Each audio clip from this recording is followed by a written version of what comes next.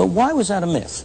It was a myth because it is one thing for government to plan and to control an economy for a single overriding objective, one solitary objective, win the war. It's a very different thing for government to control the economy for the many numerous tastes of all of us, of a very large number of people in a complex world.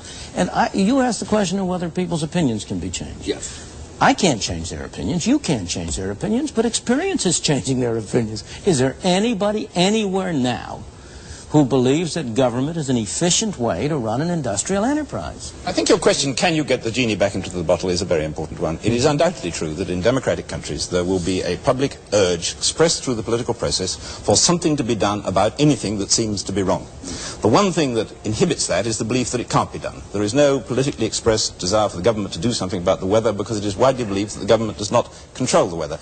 It was widely believed under the gold standard and pre-Keynes that there was nothing the government could do about the kind of economic trade cycle and depressions that we had before that time. Since then, it is very widely believed, Milton may believe, I may believe wrongly, but nonetheless it's very widely believed that that is now a manageable thing, and therefore the demand is expressed that unemployment should not rise too high, inflation should not rise too high, and so forth. That we should have a war on want or a war on poverty. Now, if you believe, as Milton does, and on this issue I agree with him, that in fact government cannot handle this issue, and you want to get that genie back into the bottle, you can't simply do it by authorities or pundits or academics or others saying, here is a new rule, the government will do nothing. It will not intervene, it will not perform, there will just be a simple monetary rule.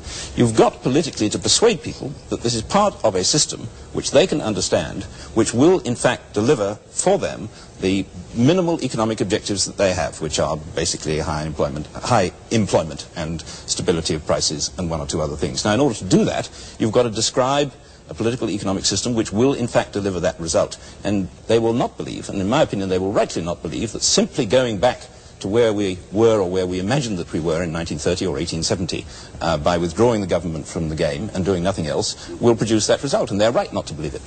The kind of pristine view that you appear to be putting up of no government isn't really a consistent view. Because I'm not putting up a view of no government. I'm putting up a view of a limited government, limited to specific functions. How you impose the limit. Note that today the budget of HEW is 1.5 times the whole defense budget. That is not where the major growth of government has come. Whether we spend too little or too much on the military is a very arguable issue which I'm not competent to discuss. But it is not the cutting edge of the dispute that we're engaged in. That cutting edge is on all these other functions which government has increasingly taken on its shoulders.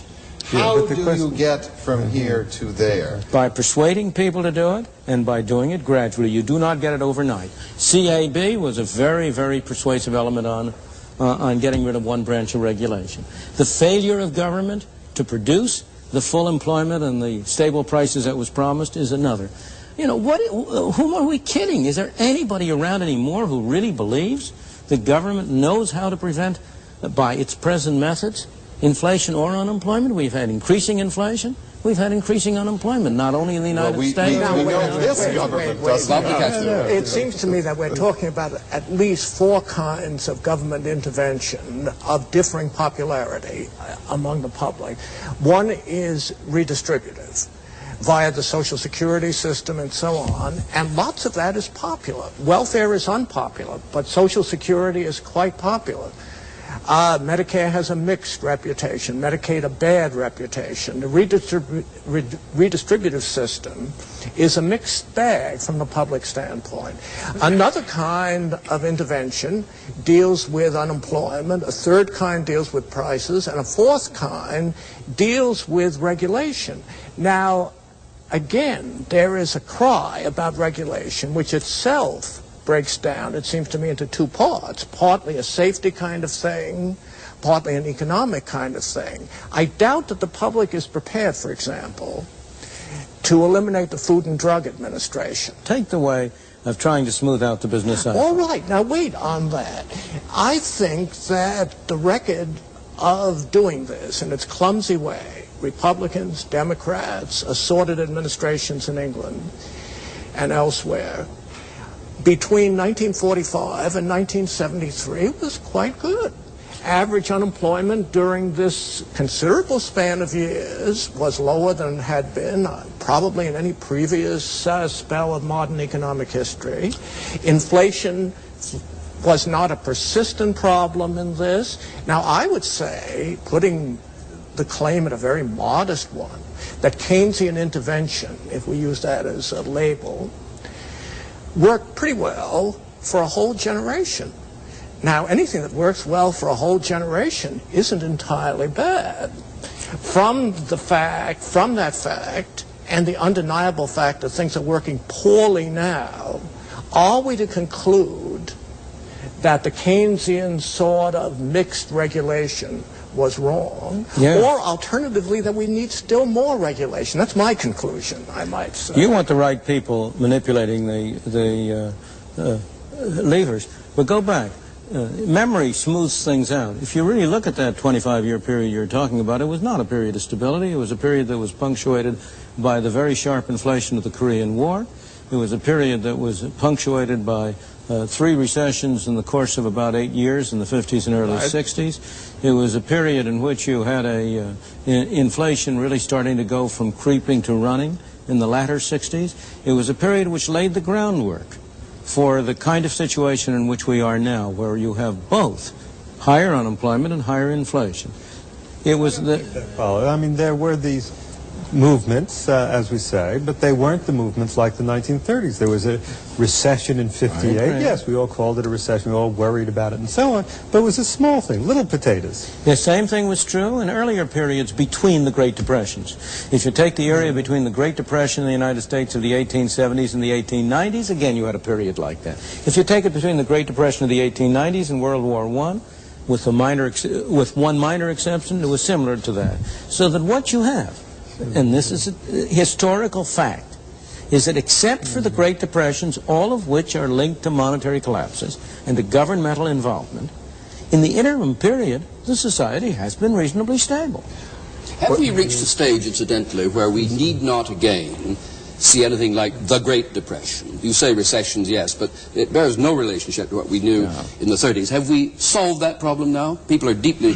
No, I don't think we have, because I think the seeds of it remain there. I don't agree with Professor Lukács that everything was, I don't want to misparaphrase him, but did pretty well until 1973 and it suddenly all went wrong. It seems to me that the seeds of the subsequent instability, stagflation, were there before. That each time round the economic cycle, inflation went a little faster. Each time round the economic cycle, unemployment tended to be a bit higher. But this brings me to what is my disagreement with Professor Friedman. I agree with him that government has failed to correct, and is bound to fail to correct, that instability. I do not agree with him that it is the root cause of that instability, or that simply removing or containing the government will remove that instability. Because his constitution, and I agree with all the things he wants to put into it, but I want to put more into it, leaves big capital entirely free to operate. Now, he doesn't mind that.